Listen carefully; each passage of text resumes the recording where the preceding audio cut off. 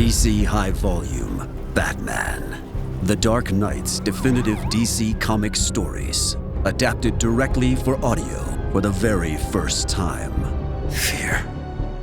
I have to make them afraid. He's got a motorcycle. Get after him or I'll have you shot. What do you mean blow up the building? From this moment on, none of you are safe. New episodes every Wednesday, wherever you get your podcasts. This is a Dynamite Network podcast.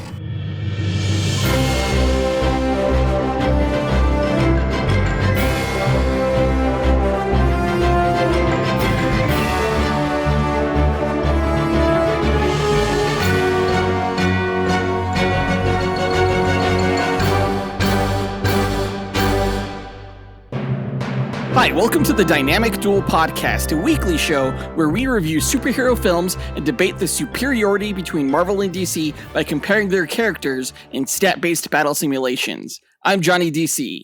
And I'm his twin brother, Marvelous Joe. Holy shit.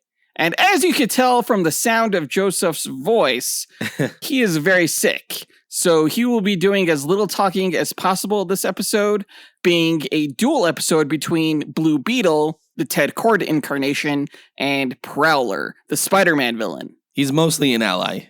Well, that's news to me. I thought he was a bad guy. Interesting. All right, well, we're going to find out more about him later on in this episode. Before that, we are not going to break down any comic book movie news from the past week because there hasn't been any, really. Some behind-the-set photos, but I don't know if things are made with AI nowadays, so until it's confirmed by the studio, I'm just going to assume everything is fake. Fucking crickets. This is what happens when Joseph can't speak. I have no one to laugh at my jokes. Your jokes suck, bro. Your voice sucks, bro. As always, we list our segment times in our episode description, so feel free to check out the show notes if you want to skip ahead to a particular topic. Our artificially intelligent duel simulator, AJ9K, has a quick message for our listeners, so listen up. Why, hello there. Do you want even more from this podcast? Then become a part of the Dynamic Duel community on Patreon, where you can choose from 3 tiers. The Dynamic 2.0 tier gives you access to our Discord chat server, the Fantastic 4 tier gives you 2 bonus episodes each month, and the X-Force tier makes you an executive producer of this show. Lastly, the Dynamite Podcast Network tier lets you create your own podcast using this Monte Carlo simulator. Johnny and Joe will help you develop your show, provide graphic support and consultation, and get you simulation results. Pitch the twins your ideas via email at dynamicduelpodcast@gmail.com. Check it out at patreon.com/dynamicduel. Pip pip cheerio. Thanks, AJ9K, and thanks to everyone who supports the podcast. Guys, be sure to tune into the other shows in the Dynamite Podcast Network this week, including the Console Combat Podcast, where hosts John and Dean simulate battles between popular video game characters.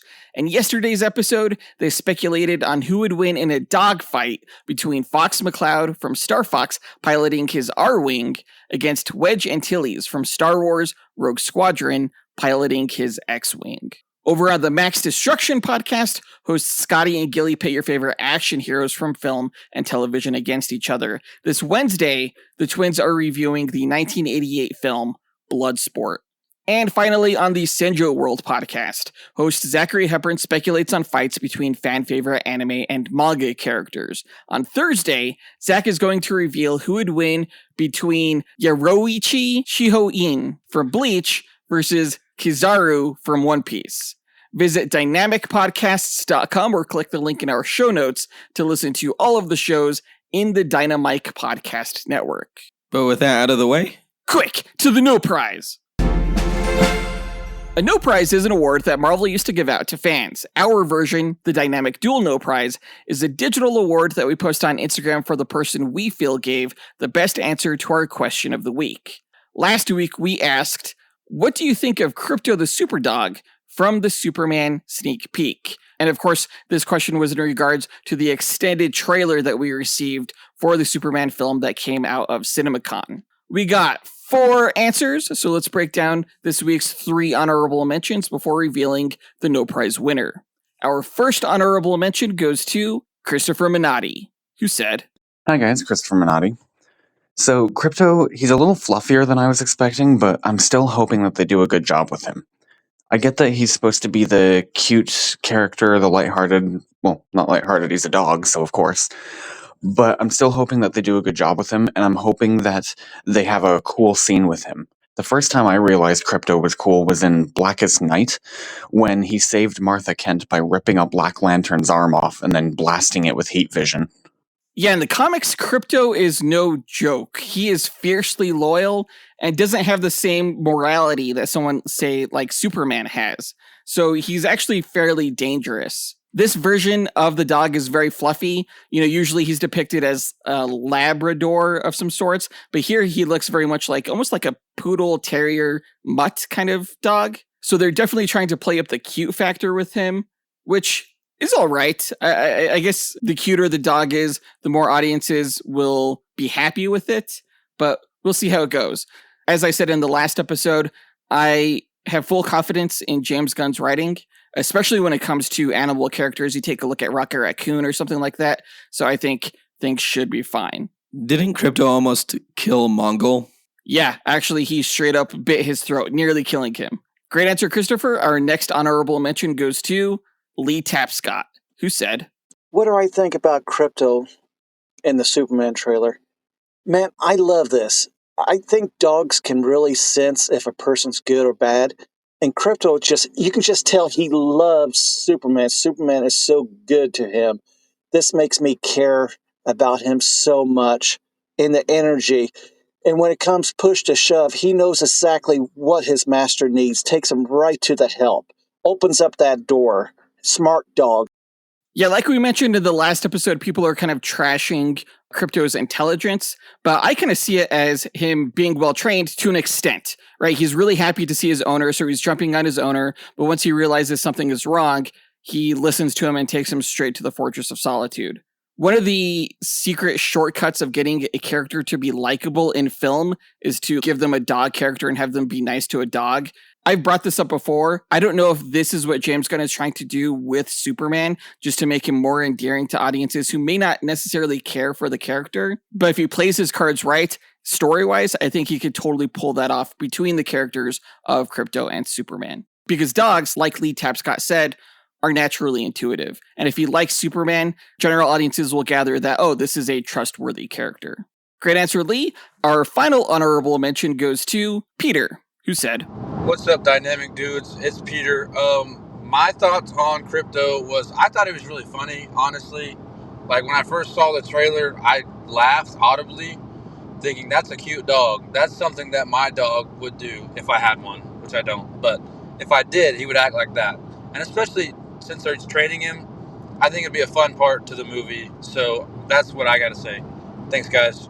Yeah, so every dog I've rescued from an animal shelter, and they're not the best trained of dogs. When I come home, my dog Olive is still super excited. She's a little white chihuahua, and she'll hop on me. It doesn't bother me because she's so small. I'm sure if she was the size of Crypto, I would be more irritated by it. But yeah, I totally related to Crypto jumping on Superman in this extended trailer. Again, I didn't love it initially, but once I realized, oh, hey, yeah, this reminds me of my dog, it became much easier to understand what James Gunn was trying to do with this dog. Because he's said before that Crypto was inspired by his dog that he rescued, who's not necessarily well behaved. And so for him to put that into the movie is a slice of life of sorts. And it's definitely one that I recognized from my own life. And I think a lot of people might. I have an 80-pound German Shepherd mix named Bucky. And I gotta say, if he did to me what Crypto did to Superman, I'd be pissed. I don't know, but there's also something to be said for a big, lovable dog that loves you unconditionally and just wants to give you a big hug and kiss when you come home. That's true. I love my dog. Great answer, Peter.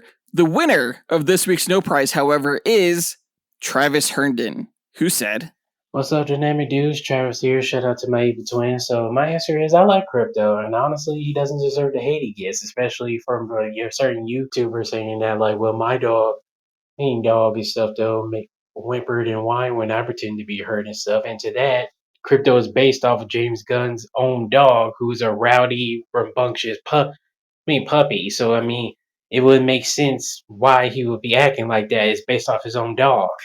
Yeah, I'm not sure which YouTuber Travis is referring to, but like I've said, The inclusion of Crypto was inspired by James Gunn's own dog, who he rescued from a shelter. And you just got to admire that, taking a dog that could have been put down and giving it a new home, giving it a loving family, whether it's behaved or not, it still deserves to have the love of James Gunn and his family. For him to include the character of his dog in the movie, I think is pretty awesome, personally. And I have to say, I'm pretty happy that everyone who called in seemed to enjoy Crypto, because I was worried that a lot of people weren't. The internet can be a pretty negative place sometimes, but shout out to all of our listeners, especially the ones who have just called in, who like Crypto. I think he's going to be a fun addition to the Superman film that comes out this July. Yeah, don't be a cynical asshole on the internet. Like dogs, right? Yeah, what are you, some kind of dog hater? YouTube guy? Yeah, whoever you are. Great answer, Travis. You win this week's No Prize. If you, the listener, want a shot at winning your own No Prize, stay tuned to later on in this episode when we'll be asking another question of the week. And now that that's done, on to the question of the week. So as we mentioned, there's no big comic book movie news from this past week. So we're going to ask you guys a comic book question, which we rarely ask, but we want to know. What's your favorite Marvel or DC comic that you're reading right now, and why? It's really hard for me to stay up to date with current comics. I feel like all of the comics I read are just to do research for this show, and I'm very curious to see what current comics you guys are reading that you just love right now. Pick your number one favorite and record your answer at dynamicduel.com by clicking on the red microphone button in the bottom right-hand corner of the screen, which will prompt you to leave us a voicemail. Your message could be up to 30 seconds long, and don't forget to leave your name in case we include you on the podcast. We'll pick our favorite answer and award that person a Dynamic Duel No Prize that we'll post to Instagram. Be sure to answer before April 16th.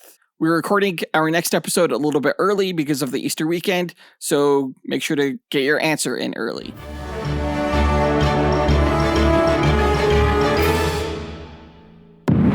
DC High Volume Batman. The Dark Knight's definitive DC comic stories, adapted directly for audio for the very first time. Fear. I have to make them afraid. He's got a motorcycle. Get after him, I'll have you shot. What do you mean blow up the building? From this moment on, none of you are safe. New episodes every Wednesday, wherever you get your podcasts. But now it's time to get on to the main event of this episode, where we find out who would win in a battle between Ted Kord, the Blue Beetle, and Prowler.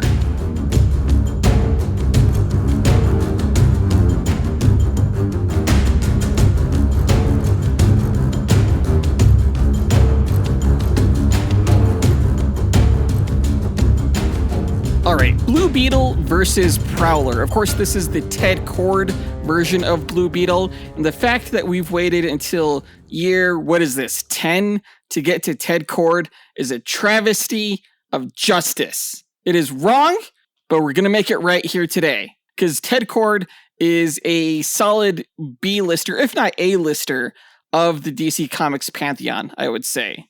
Prowler, not so much. He's like a C-level Spider-Man villain, or I guess apparent ally. I don't know much about him. I do know that both of these characters are very tech-based, and I think that's why the executive producers wanted to put them together. I do remember the Prowler from the 90s Spider-Man television series, the cartoon, but of course he was also famously in the Into the Spider-Verse film, as well as Beyond the Spider-Verse, although that version was Miles Morales. Spoiler alert. Yeah, there have been two prominent Prowler characters in the comics over the years. You sound like RFK Jr., man. Okay, and one of them obviously is Miles Morales' uncle. Correct. Okay. Now, outside of the cartoons, Blue Beetle hasn't had too many appearances in the media. He was referenced in the live-action Blue Beetle movie, but we never actually got to see him. Fingers crossed he appears in an eventual sequel. We're going to learn more about Blue Beetle and Prowler here soon, but to explain the methodology behind our duels, let's go to our sentient duel simulator, Alfred Jarvis 9000. AJ and NK, tell our listeners how you go about determining a winner in our duel matchups. Yes, of course, sir. The way I determine a winner between the contestants is by running 1,000 Monte Carlo simulations using the character's statistics. A Monte Carlo simulation is a probabilistic model used to determine outcomes through random sampling. In this case, I randomize the statistics along a normal distribution as a way to simulate the many variables that can occur during battle. The stat parameters are based on the official Marvel power grid, from which the DC character's statistics are extrapolated. Additional stat categories are included such as range, damage potential, versatility, and perception in order to create a more detailed and accurate simulation. The results of the 1,000 simulations provide a percentage of wins for each character. The contestant with the higher percentage is declared the victor, as they have a higher probability to win any given battle. In an equitable pairing, neither character should win 100% of the matches. The comic book stories have shown that there's even a way for Batman to defeat Superman, so the confidence rate of my method falls in line with the precedents that have been established in the source material. My mathematical simulations are without subjectivity or bias. Feats are not the sole consideration, nor are fan votes tabulated for determination of the winner. Thanks, AJ9K. Before we run the simulations, though, we like to break down each character's histories and abilities before improvising a scenario on how we imagine one of the 1,000 simulations would play out beat for beat. I believe it's your turn to go first, Joseph, but since you're freaking dying, I will read all about the Prowler. Thank you. Born in the Bronx as the youngest of 9 children, Hobart Hobie Brown showed an early talent as an inventor, but faced a difficult upbringing. His father, Tiger Brown, left the family when Hobie was a baby and later died during military service in Cambodia. His mother, overwhelmed by the responsibility, became an alcoholic, leaving Hobie and his siblings to raise themselves. After high school, Hobie became a window washer to support himself despite his engineering skills. During a job, he was nearly killed in a battle between Stiltman and Spider-Man. Inspired to make his window washing job safer, Hobie designed pneumatic safety equipment including air pressure boots to counter high winds, wrist-mounted sprayers, and a safety grappling system. You can learn more about Spider-Man in his duel against Blue Beetle, Jaime Reyes, and more about Stiltman in his duel against Kite Man. Hobie's inventive ideas were rejected by his employer, who had only hired him to meet a racial quota. After quitting, Hobie decided to adopt the costumed identity of the Prowler, planning to commit a robbery and return the stolen goods to gain publicity for his inventions. Targeting the Daily Bugle's payroll, he encountered Peter Parker during the heist. In order to change into Spider-Man, Peter faked being thrown out a window, causing J. Jonah Jameson to believe the Prowler had committed murder. Spider-Man subdued Hobie, but realizing his intent was not malicious, let him go with advice to change his path. Hobie took the message to heart and abandoned his criminal plans. Hobie soon impersonated Spider-Man at Peter's request to help protect his identity, wearing the costume in front of Peter's friends while Peter pretended to be ill.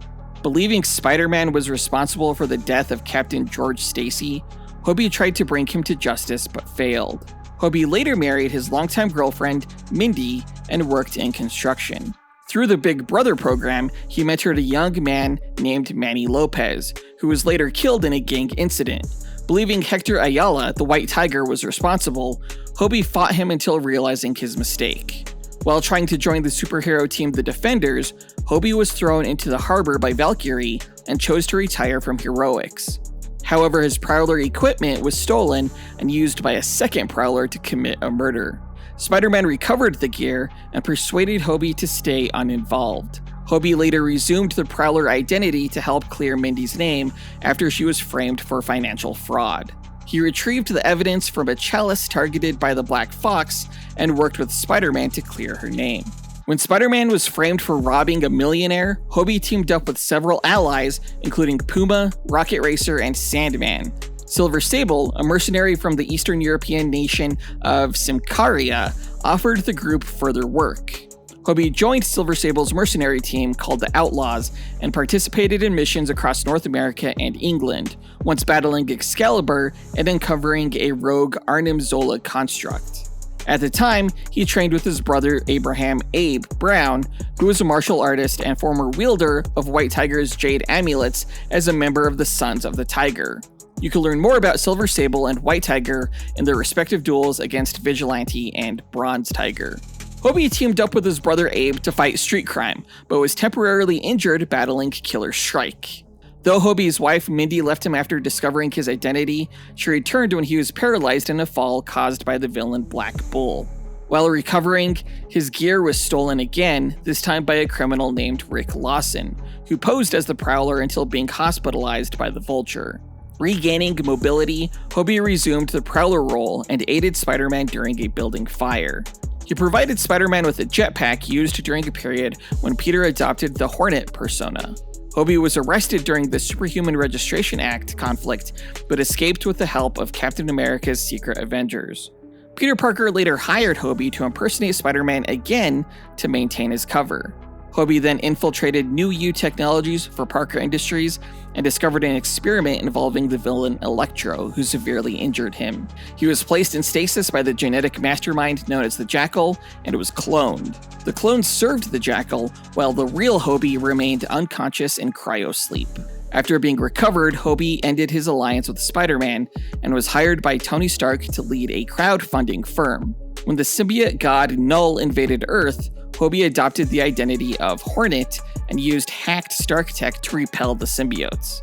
Later, during a gang war conflict, Hobie lent a Prowler suit to a man named Aaron Davis to investigate the villain Hobgoblin.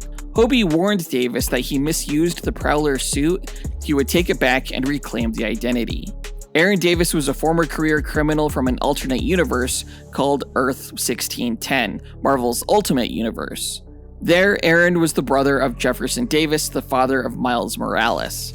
While Jefferson reformed as a criminal and became a police officer after marrying Rio Morales, Aaron continued his criminal life, using stolen tech to become the Prowler.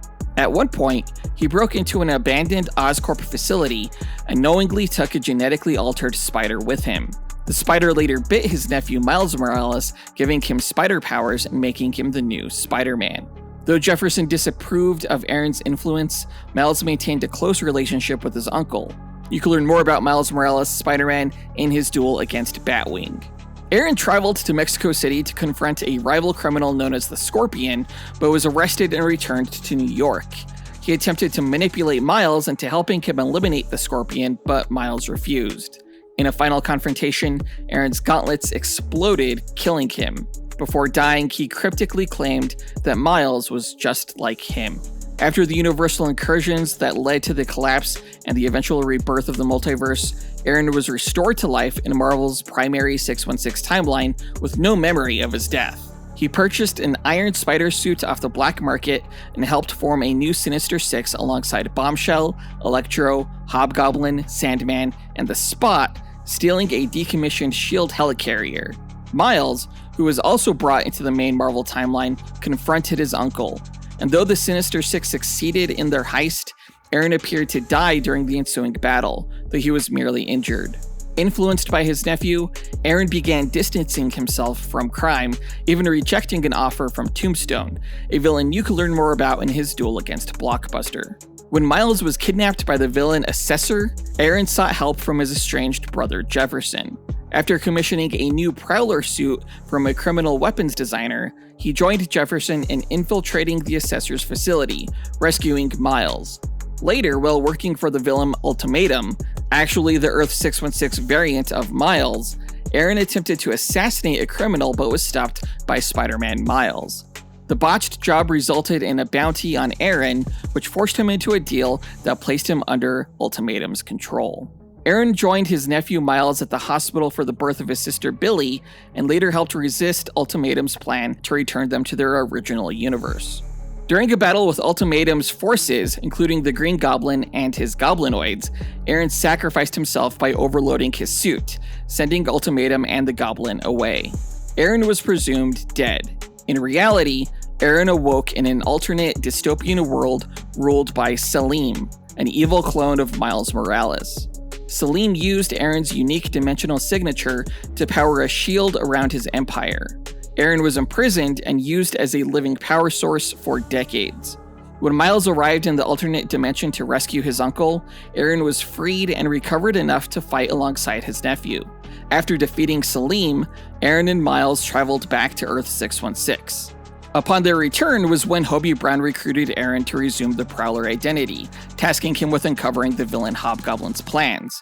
Aaron went undercover as a villain for hire and joined Hobgoblin's crew, supplying weapons to criminals and clashing with Miles, until his cover was revealed. Aaron divulged Hobgoblin's location and joined Miles, Miss Marvel, and others to raid the villain's hideout, fighting alongside them to bring down that criminal empire. And that's Prowler's history. Now, abilities-wise, the Prowler has a specialized suit made from a modified military flak jacket that protects him from concussive forces such as explosions or falls from great heights. It comes with a variety of pneumatic or air-based gadgets, including a cape that can expand, allowing him to glide over great distances. His boots are rubber insulated with compressed air technology that allows him to leap multiple stories high and land safely. His specialized gauntlets have steel claws used for fighting and scaling buildings, and they have wrist-mounted compressed air launchers that can fire projectiles such as grappling hooks, gas pellets, steel darts, flares, or compressed air blasts. Prowler's suit also comes with some stealth and infiltration gadgets such as night vision goggles and temperature control to avoid infrared detection. Both Hobie and Aaron are intellectually gifted, one as an inventor and the other as a thief. They're both experienced fighters and skilled marksmen. Okay, so which version will you be going with? I figured it could be either or. If you're more of a fan of Hobie, you can imagine him in this fight, or if you're more of a fan of Aaron, who is the modern and current Prowler, then you can imagine him in this fight. I didn't realize he had so much compressed air like attacks. Yeah, that's his whole thing. So does Blue Beetle. Yeah, they have a lot in common. Interesting, I had no idea. Well, to find out how much they have in common, let me get into Blue Beetle Ted Kord's backstory. Now, Theodore Ted Kord was born with a gifted intellect, excelling in science, literature, and business from a young age. While he initially considered joining his father's company, Kord Omniversal Research and Development, his life changed course after uncovering a nefarious plot by his uncle Jarvis Kord. Discovering that Jarvis intended to unleash an army of super androids for world domination, Ted sought the help of his archaeology professor, Dan Garrett, who also happened to be the original Blue Beetle. Together they confronted Jarvis on Pago Island, where Dan revealed his heroic identity and used the power of a mystical scarab he had discovered years earlier. In the ensuing battle, Dan was mortally wounded. With his dying breath, Dan entrusted Ted with the scarab and the Blue Beetle legacy. Though Ted accepted the mantle, the scarab failed to activate for him. Refusing to give up, he trained to physical perfection, becoming a skilled hand-to-hand combatant, and constructed a variety of crime-fighting gadgets, including a signature air blast pistol and a beetle-shaped aircraft known as the Bug. Operating independently of the scarab, Ted forged his own identity as the second Blue Beetle. Reviving Kord Omniversal, he turned the company into a major R&D enterprise, rivaling Star Labs. From his home base in Chicago, he launched his career as a costumed vigilante, taking on foes such as the Madmen, Carapax the Indestructible Man, and the villainous cult known as the Men of the Mask. Ted Kord's early career brought him into the orbit of the world's greatest heroes when he was recruited by the Monitor during the Crisis on Infinite Earths. During the multiversal conflict, Ted wielded the Blue Beetle Scarab to destroy shadow demons, but later lost track of it amidst the chaos. With the crisis resolved, Ted joined the newly reformed Justice League. As a founding member of the Justice League International, Ted served as the League's primary pilot and technician. There he met Booster Gold, who quickly became his closest friend and frequent partner in crime fighting and mischief. Known collectively as Blue and Gold, the duo balanced comic relief with critical contributions and missions against League villains. You can learn more about Booster Gold in our Booster Gold vs. Cable Duel episode. While in the League, Ted's confidence in Waistline began to waver due to long hours spent in the lab. With encouragement from teammates such as General Glory and Guy Gardner, he regained his physical conditioning, though not before suffering severe injuries during battles, including a coma after Doomsday's rampage. Despite these setbacks, Ted remained active in the field, even joining the spin-off team Extreme Justice alongside Booster and Captain Atom, who you can learn more about in his duel against Wonder Man. In time, Ted left the League and reasserted control of Cord Omniversal, eventually making it a subsidiary of Wayne Enterprises. During this period, he grew close to Barbara Gordon, aka Oracle, initially as an online acquaintance. The two developed a deep friendship, and Ted provided her team, the Birds of Prey, with funding and technology. You can learn more about the Birds of Prey in our Birds of Prey vs. A-Force Team Duel episode. Though he eventually discovered he had a heart condition, Ted continued his heroics, occasionally operating as Blue Beetle in spite of the risk. Ted came back into possession of Dan Garrett's scarab after it was unearthed by Hawkman, though it once again remained inert in his presence. Around the same time, Ted noticed strange financial movements within Cord Omniversal. Funds were being siphoned and rerouted to mysterious shell companies. He began investigating, only to be attacked by a group of thugs known as the Madmen, severely injuring Booster in the process. Tracing a signal hidden within his damaged equipment, Ted uncovered the location of a secret facility in Switzerland. There he discovered that Maxwell Lord, one of his former League teammates, had taken over the organization Checkmate and intended to use the OMAC project to neutralize the global metahuman population. Lord offered Ted a place at his side. When Ted refused, Max executed him with a gunshot to the head. Ted's death shocked the hero community. A statue was erected in his honor, and Barbara Gordon memorialized his contributions. Though the scarab ultimately passed to a new host, teenager Jaime Reyes, Ted's legacy endured through his inventions, his friendship with Booster Gold, and his example as a hero without powers who stood among gods. In the wake of Ted's death, Booster Gold and a future Blue Beetle attempted to change history by rescuing him through time travel. When they succeeded in briefly bringing Ted forward in time, the resulting timeline plunged Earth into a dystopia ruled by Omax. Realizing the cost of his survival, Ted returned to his original time to die as he was meant to, thereby restoring the timeline. During the Blackest Night, a Black Lantern ring reanimated Ted's corpse. As a Black Lantern, he attempted to murder Booster, Jaime, and others, but was eventually neutralized using technology Ted himself had designed. His remains were taken to a point outside of time, known as the Vanishing Point, to prevent further resurrection. In post-Flashpoint continuity, Ted Cord re-emerged, once again depicted as a scientific genius and industrialist who had retired from being Blue Beetle due to health concerns. When Jaime Reyes approached him for help in understanding the mysterious scarab, Ted became his reluctant mentor and benefactor.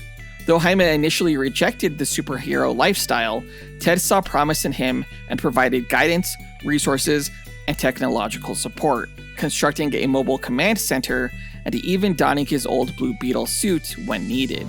Ted's investigations into the scarab brought him into conflict with Dr. Fate, who declared the scarab to be magical in origin, contrary to Ted's belief it was alien technology.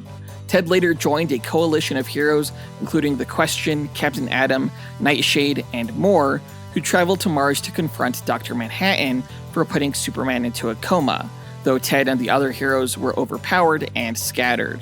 You can learn more about Dr. Manhattan in our Dr. Manhattan vs. Molecule Man Duel episode.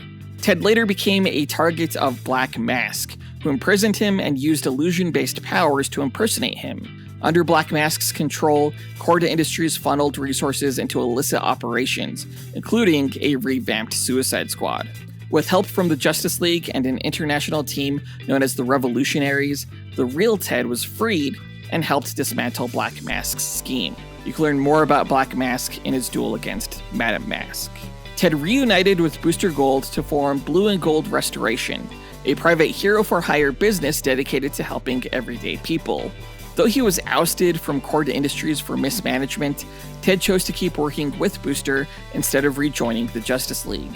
Their venture faced financial challenges, but they continued their mission, providing aid to those overlooked by larger organizations. Ted was briefly imprisoned by the Batman Who Laughs on New Apocalypse, where he was killed by a giant beetle during the Dark Multiverse Crisis, and resurrected via a Black Lantern ring. Despite these ordeals, he returned to life once more and continued his crime-fighting career alongside his best friend Booster Gold and protege, Jaime Reyes. Now powers-wise, Ted Cord possesses no innate superpowers as Blue Beetle, but his genius-level intellect places him among the most brilliant minds in the world. He's a master inventor and engineer, creating an array of gadgets and vehicles. His trademark weapon is the BB gun, capable of emitting blinding flashes or compressed air blasts strong enough to knock back attackers, though he also carries smoke bombs, acid capsules, grappling launchers, and small beetle-shaped flying surveillance drones known as baby bugs. His greatest engineering feat, however, is the Bug, an airship that can fly at 600 miles per hour, travel into outer space and underwater, fire electromagnetic beams, electrify its hull, shoot nets and grapples, and more, all from the control of his gloves. Physically, Blue Beetle trained to peak human condition and was an Olympic-level acrobat and martial artist, specializing in Aikido and karate, though his weight and physical ability has fluctuated over the years due to his heart condition. Thankfully, Blue Beetle's suit slightly enhances his strength and durability, while also coming equipped with suction pads that allow him to adhere to walls and vision-enhancing goggles. That's Blue Beetle. Is he going to have his bug ship during this fight? Hell yes he does. Wait, let me rephrase that. That wasn't a question. Blue Beetle will not be having his bug ship during the course of this fight. It's just going to be mano-y-mano. Do you understand? I understand that is something that you do not want. Thank you. All right. Did you see more about how similar they are? Because not only do they have like air compressed weapons, they can also climb on walls, one with suction cups, one with claws. They both have like light strobes. And they both died like several times. Right, exactly.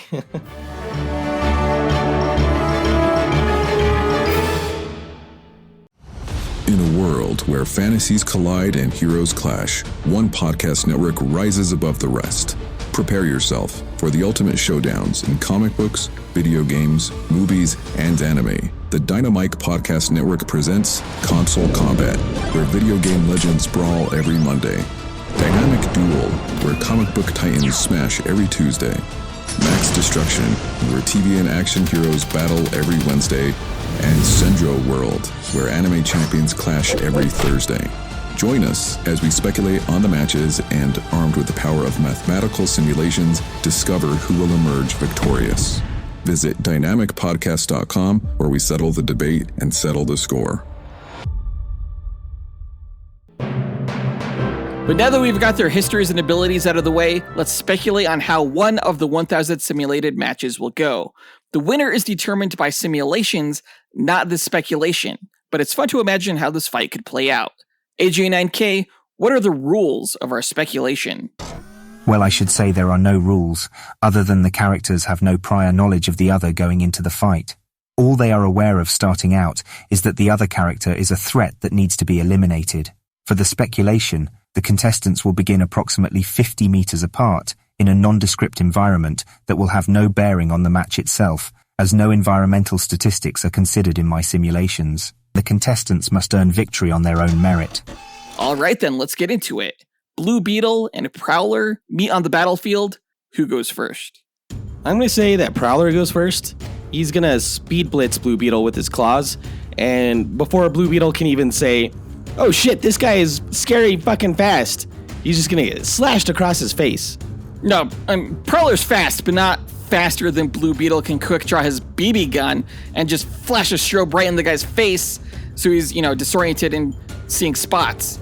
So, with Prowler partially blinded, Blue Beetle's easily gonna leap over his blitz and tag Prowler in the back with a compressed air blast that just makes him fall flat on his face.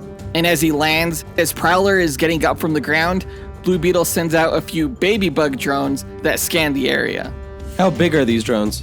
I've seen various sizes for these. Sometimes they're like the size of a volleyball, but I've also seen them like the size of his palm. Okay, Prowler notices these drones as he gets to his feet, and he's going to shoot down a gas capsule that creates a dark cloud of smoke around him, and it's going to hide him from these drones and from Blue Beetle's sight. Blue Beetle is just going to switch the drone surveillance to infrared so he can see Prowler's heat signature with his dope-ass goggles. Except Prowler is invisible to infrared. Okay, so, Blue Beetle switches to night vision to see through the dark smoke. And he has his drones shoot down some acid cap. Because Blue Beetle's night vision is activated, Prowler, he shoots out a magnesium flare right then, and it's just going to light up Blue Beetle's entire view. and that's going to temporarily blind him. So, like, as Blue Beetle's grabbing at his goggles, Prowler's going to shoot the bug drones out of the air with some darts fired from his gauntlets. And then he's going to leap out of the smoke and just flying kick Blue Beetle right into his beer gut. Six-pack, my man. Six-pack. He's been working Six-pack out. of beer. All right, so he takes the kick, he lands on his back, but he's going to back somersault onto his hands and knees before launching himself with his legs back at Prowler and rocking him with a spinning back fist. He's blind. How did he even see the Prowler to hit him? I don't know, he peered through the spots in his vision. He's good like that. Well, not good enough, because Prowler blocks this hit. It was a spinning double back fist. So when Prowler blocks one hand, Blue Beetle just spins the opposite direction and clocks him with the other hand. What? Okay, Prowler gets hit, but he's going to counter with a spin kick and slashing uppercut combo, followed by this like compressed air blast from his gauntlets that just sends Blue Beetle flying backward and knocking the wind out of him. No, because in the middle of this combo, suddenly Prowler finds himself wrapped in a net all around him, and as he struggles to move, he's hoisted into the air by Blue Beetle's bug ship with a cable that was attached to the net. I said... You're making me sick here. I said you can't use the bug ship. Oh, I'm sorry. I thought you'd know I just naturally use whatever Blue Beetle uses out in the field. Saying Blue Beetle can't have his bug ship is like saying Ghost Rider can't have his Hell Cycle or Silver Surfer can't have his surfboard. I doubt that. Regardless, Prowler's gonna slash his way out of this net with his claws, and then he's gonna glide down toward Blue Beetle, who's like, oh fuck, my cheating ass is about to die. And Prowler lands feet first onto Blue Beetle, and he activates his compressed air boots right as he lands, which, like a shotgun blast, just explodes Blue Beetle into a blue smear on the ground. No, this net is made with metal fibers, and before Prowler could slash his way out of it, the bug ship just sends an electric current into the net, electrocuting Prowler and just sizzling him to a crisp. Like I said, cheating ass. You can't use the bug ship in this. I don't know what to tell you, bro. It happened. Accept it. Okay, we'll go ahead and leave the match there. Either Jonathan cheats and the bug ship captures and electrocutes the Prowler, or he plays this like a man and Prowler just eviscerates Blue Beetle with his air compressed boots. Hey, it takes a real man to admit when he's defeated, Joseph. Let's go ahead and find out who wins by inputting the stats, running the simulations, and finding out who comes out on top. AJ9K, hit it. Inputting data, running calculations, processing results, simulations complete. Okay, this was an awesome match. These characters are way more similar than I would have thought. And I kind of always love when that happens. We just kind of serendipitously fall into an awesome match that I never even knew I wanted to see. Yeah, they had a lot in common, including their evasiveness, their fighting skill, their range, their perception. They had a lot in common. Yeah, where Blue Beetle had the edge was versatility. He just has more gadgets and intelligence, but just barely. Blue Beetle did have the edge when it came to movement speed, because yes, I did factor the bug ship into his stats. You cheating bastard. Well, we just figured that a majority of the time we see the character, whether it's in the comics or in other media, he has his bug ship. It's a big part of who the character is. It's like seeing Night Owl from Watchmen without his owl ship. And because of that, Blue Beetle also got the edge when it came to damage level. Yeah, the bug ship is such a big part of the lore of the character that it was even incorporated in the Blue Beetle live-action movie, even though Jaime Reyes doesn't use the bug ship. Exactly. So who do you think's winning this one, Jonathan? Is that even a question? Blue Beetle, all the way. And Instagram agrees with me, because 69% of the people who took the poll voted for Blue Beetle. Whoever voted for Blue Beetle on that poll doesn't even know what a 69 is. Well, let's go ahead and get the results. Here you are, sir. The winner of the matchup between Blue Beetle and Prowler is... I'm so sick. Can't even say it. Blue Beetle. Yay! Out of the 1,000 matches, Blue Beetle won 65.6% of the time. Prowler only won 34.4%. Okay, so Blue Beetle wins about 2/3 of the time. Not quite. About 2/3 though. Aren't you glad that you rolled out of bed for this? This is awesome. No. In fact, this whole day just sucks. Well, sorry to add to your misery, but also hashtag sorry not sorry. let's get your ass back in bed so you don't die. That does it for this duel. AJ9K, help close us out. Thanks for listening to Dynamic Duel. Visit the show's website at dynamicduel.com and follow us on Instagram at Dynamic Duel Podcast. You can support the show on Patreon at patreon.com/dynamicduel and joining a tier that works for you, or by rating and reviewing Dynamic Duel on Apple Podcasts, Spotify, Podchaser, or on our website. Don't forget to listen to the other shows in the Dynamite Podcast Network, including Max Destruction, Senjo World, and Console Combat. In our next episode, we will be reviewing Daredevil Born Again. I have not finished watching it, but so far, so good. That does it for this episode. We want to give a big thanks to our executive producers, John Starosky, Zachary Hepburn, Dustyn Balcom, Miggy Matanguihan, Brandon Estergard, Nathaniel Wagner, Levi Yeaton, Austin Wesolowski, AJ Dunkerley, Nick Abanto, Scott Camacho, Gil Camacho, Adam Speas, Dean Maleski, Devin Davis, Joseph Kersting, Josh Leiner, Mike Williams, and Oscar Galvez for helping make this podcast possible. We'll talk to you guys next week. Up, and away! True believers? Fun fact, Blue Beetle's alternate dimension variant is called Dung Beetle, who is a member of the League of Nasty Bastards. Look it up.